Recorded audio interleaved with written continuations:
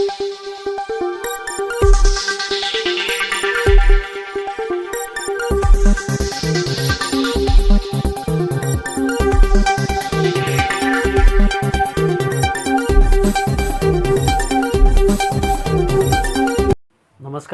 Asian news चॅनलमध्ये आपले स्वागत आहे। एका घटनेमध्ये आपल्या भावाचा मृत्यू झाल्यानंतर त्याच्या अंत्यविधीसाठी गावी मृतदेह नेत असताना झालेल्या ॲम्ब्युलन्स अपघातामध्ये या भावाच्या बहिणीला जीव गमवावा लागला।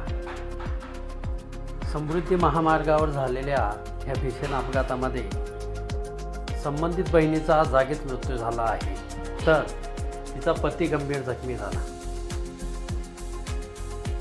समृद्धी महामार्गावर मध्यरात्री 1 वाजेच्या सुमारास घडलेल्या ह्या घटनेने सर्वत्र हळहळ व्यक्त होत आहे।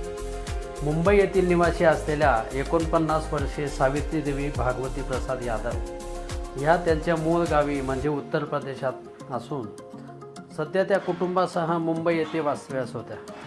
सावित्री देवी यांचे भाऊ लालजी यादव वय वर्षे 65 यांचे हृदयविकाराने निधन झाले। भावाच्या निधनामुळे कुटुंब दुःखाच्या खाईत लोटले गेले।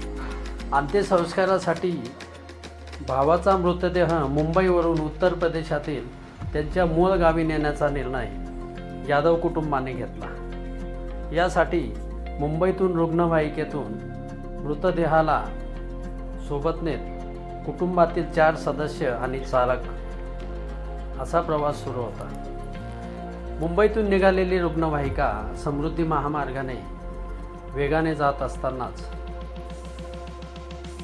जांभरगाव शिवाराजवळ रुग्णवाहिकेने समोर चाललेल्या ट्रकला मागून जोरदार धडक दिली। ही धडक इतकी जोरदार होती की रुग्णवाहिकेच्या पुढच्या भागाचा चेंदामेंदा झाला।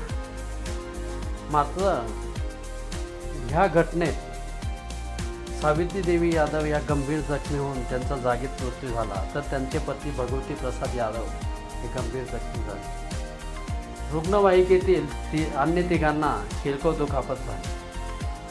अपघातानंतर समृद्धी महामार्गावरील वाहतूक काही काळ विस्कळीत झाली होती। या अपघातामध्ये आपल्या भावाला अंत्यसंस्कारासाठी गावी नेत असलेल्या बहिणीचा मृत्यू झाल्याने ह्या घटनेने सर्वत्र हळहळ व्यक्त होत आहे। आपल्या भावासाठी म्हणून आधार असलेली बहीणच काळाने भावासोबतच नेल्याने सर्वत्र हळहळ व्यक्त केली जात आहे। एशियन न्यूजसाठी प्रतिनिधी अभयनंदन, छत्रपती संभाजीनगर। धन्यवाद।